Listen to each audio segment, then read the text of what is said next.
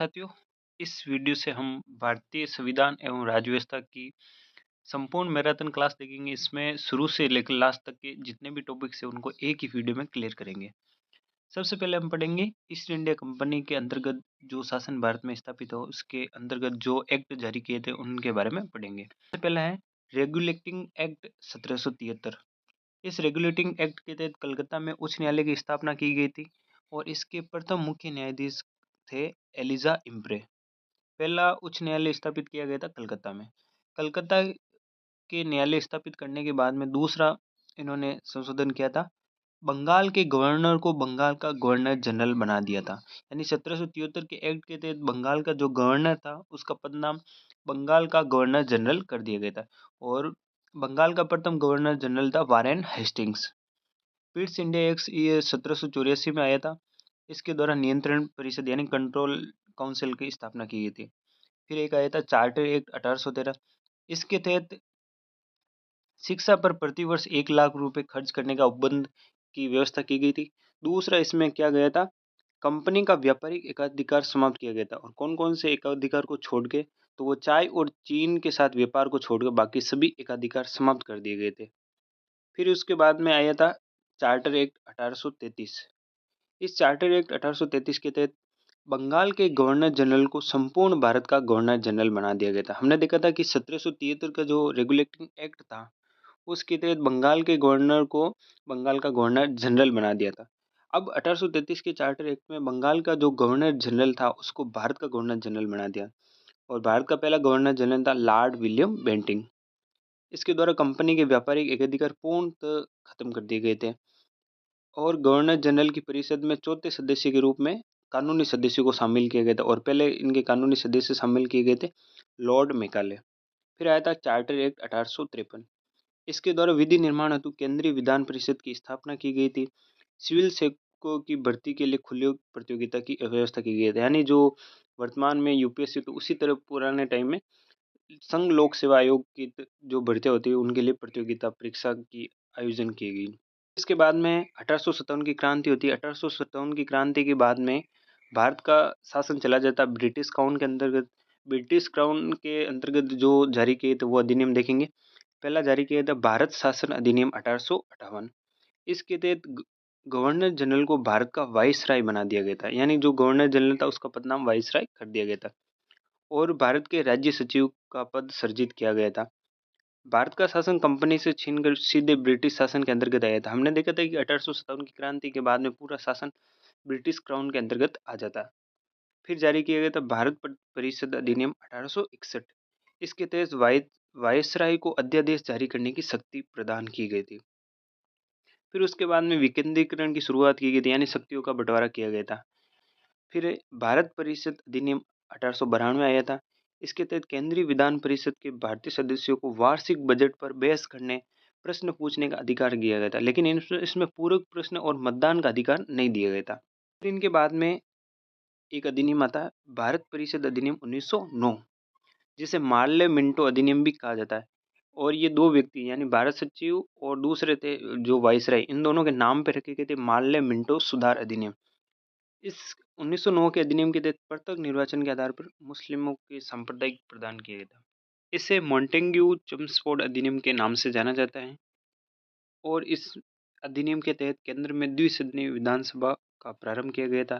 प्रांतों में द्वैध शासन की शुरुआत की गई थी और विषयों को दो भागों में बांट दिया गया था। पहला था आरक्षित विषय, दूसरा था हस्तांतरित विषय। इसके बाद में एक अधिनियम आता है जिसको हम कहते हैं भारत शासन अधिनियम। ये अधिनियम इतना इम्पोर्टेंट है क्योंकि अपने भारतीय संविधान का अधिकांश भाग इन्हीं अधिनियम से लिया गया। इस अधिनियम के तहत कौन कौन से सुधार हुए, पहला था केंद्र में संघात्मक सरकार की स्थापना की गई थी। प्रांतों में द्वैध शासन की समाप्ति की गई थी। यानी 1935 के अधिनियम के तहत प्रांतों में द्वैध शासन समाप्त कर दिया गया था। वहां से समाप्त करके ये चला जाता केंद्र में। तो 1935 के अधिनियम के तहत केंद्र में द्वैध शासन की शुरुआत हुई थी। केंद्रीय बैंक और संघीय न्यायालय की स्थापना की गई थी।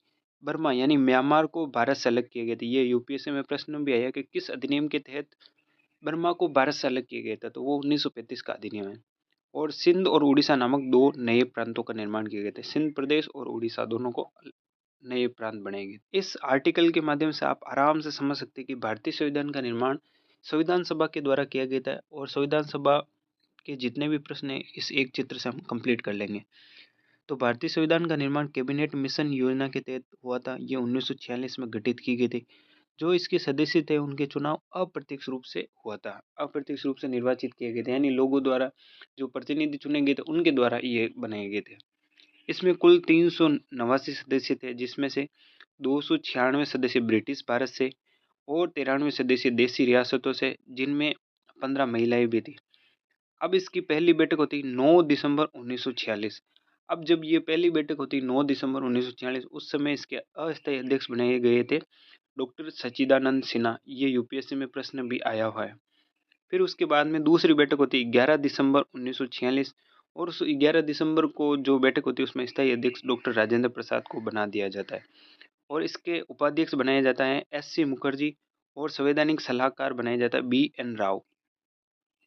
फिर इसकी अंतिम बैठक होती है 24 जनवरी 1950 और संविधान के निर्माण के लिए एक उद्देश्य प्रस्ताव का निर्माण किया गया था। ये उद्देश्य प्रस्ताव 13 दिसंबर 1946 को पेश किया गया था जवाहरलाल नेहरू के द्वारा और 22 जनवरी 1947 को पारित किया गया। संविधान सभा में कई समितियां बनाई गई थी, उन समितियों के बारे में पढ़ेंगे।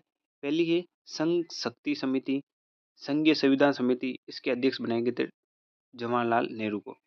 नियम समिति, प्रक्रिया समिति, संचालन समिति, इसके अध्यक्ष बनाए गए थे डॉक्टर राजेंद्र प्रसाद और भारतीय संविधान सभा के स्थायी अध्यक्ष भी डॉक्टर राजेंद्र प्रसाद ही थे। प्रांतीय संविधान समिति, मौलिक अधिकारों एवं अल्पसंख्यकों के अधिकारों संबंधी समिति बनाई गई थी, इसके अध्यक्ष थे सरदार वल्लभ भाई पटेल। प्रारूप समिति, जिसका गठन 29 अगस्त 1947 को किया गया था, ये 7 सदस्य थी, इसके अध्यक्ष बनाए गए थे डॉक्टर भीमराव अंबेडकर। अब भारतीय संविधान की मुख्य बातों को हम जान लेते हैं। 26 नवंबर 1949 को भारतीय संविधान पारित किया गया था और इसे लागू किया गया था 26 नवंबर 1950 को लागू हुआ। अगर प्रश्न बने कि भारतीय संविधान का निर्माण कब पूरा हुआ, तो वो 26 नवंबर 1949 को पूरा हो गया था, लेकिन लागू 26 जनवरी 1950 को हुआ। अब भारत के संविधान को निर्माण होने में 2 वर्ष 11 माह और 18 दिन का समय लगा था और मूल संविधान यानी जिस समय संविधान बना था उस समय 22 भाग, 8 अनुसूचियां और 395 अनुच्छेद है, लेकिन वर्तमान में 25 भाग, 12 अनुसूचियां और 465 के लगभग अनुच्छेद हो गए हैं। भारत के संविधान को निर्माण करने में विभिन्न देशों के संविधानों का अध्ययन किया गया था, उनसे अच्छी चीजें ली गई थी। तो सबसे पहले ब्रिटेन के संविधान से हमने संसदीय शासन व्यवस्था, एकल नागरिकता और विधि का शासन, ये 3 चीजें हमने ब्रिटिश संविधान से ली गई थी। अमेरिका के संविधान से यानी संयुक्त राज्य अमेरिका, उनके संविधान से हमने मूल अधिकार, न्यायपालिका की स्वतंत्रता, न्यायिक पुनरावलोकन, उच्चतम एवं उच्च न्यायालय के न्यायाधीशों को हटाए जाना, राष्ट्रपति पर महाभियोग, उपराष्ट्रपति का पद, विधि का समान संरक्षण, ये लिया गया था। विधि का शासन तो हमने ब्रिटेन से लिया था और विधि का समान संरक्षण हमने यूएसए के संविधान से लिया था। कनाडा के संविधान से हमने संघात्मक शासन प्रणाली, केंद्र द्वारा राज्यपाल की नियुक्ति, अवशिष्ट शक्तियां केंद्र के पास होगी, ये सभी हमने कनाडा के संविधान से लिया। आयरलैंड के संविधान से हमने राज्य के नीति निर्देशक तत्व, राष्ट्रपति के निर्वाचन की प्रक्रिया, राष्ट्रपति द्वारा राज्यसभा में मनोनीत सदस्य यानी राष्ट्रपति राज्यसभा में 12 सदस्य मनोनीत करते हैं, वो हमने आयरलैंड के संविधान से लिया। जर्मनी के संविधान से हमने आपातकाल संबंधी उपबंध लिए थे। सोवियत संघ रूस के संविधान से हमने मूल कर्तव्य लिए थे, लेकिन ये बात याद रखने योग्य है कि मूल संविधान में किसी भी प्रकार के मौलिक कर्तव्य नहीं थे, इनको बाद में संविधान संशोधन के तहत जोड़ा गया था। दक्षिण अफ्रीका के संविधान से हमने संविधान संशोधन की प्रक्रिया ली थी।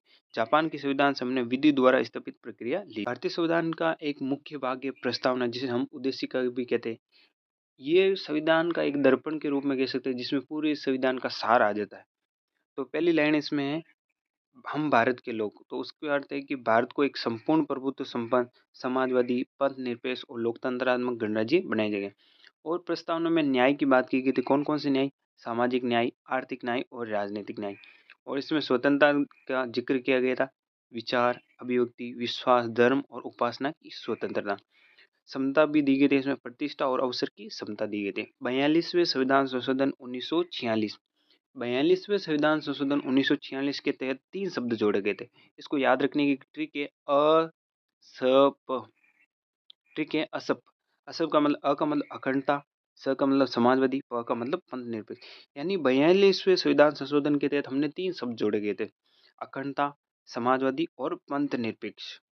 केशवानंद भारतीय विवाद 1973 के तहत उच्चतम न्यायालय ने उद्देशिका को संविधान का भाग माना था। यानी केशवानंद भारती के बनाम में जो लड़ाया गया था उसमें कहा गया कि प्रस्तावना संविधान का भाग है। जवाहरलाल नेहरू ने उद्देशिका को संविधान की आत्मा का, और वास्तव में ये संविधान की आत्मा है क्योंकि इसमें पूरे संविधान का सार मिल जाता है हमें। के एम मुंशी ने इसे उद्देशिका को राजनीतिक जन्मपत्री भी कहा, यानी इसको जन्म कुंडली के रूप में कहा गया। अब हम भारत के राष्ट्रीय प्रतीकों के बारे में जान लेते हैं। भारत का राष्ट्रीय ध्वज है तिरंगा। भारत के राष्ट्रीय चिन्ह है सारनाथ में स्थित है अशोक स्तंभ, वहां से लिया गया था हमारा सारनाथ स्तंभ, वो राष्ट्रीय चिन्ह के रूप में है। राष्ट्रगान है जनगण मन और राष्ट्रगीत है वंदे मातरम। राष्ट्रगान जनगण मन की रचना गुरुदेव रविंद्रनाथ टैगोर ने की थी, जबकि राष्ट्रगीत की रचना बंकिम चंद्र चटर्जी ने की थी। भारत का राष्ट्रीय पशु है बाघ, राष्ट्रीय पक्षी है मोर और राष्ट्रीय कैलेंडर है शक संवत पर आधारित कैलेंडर।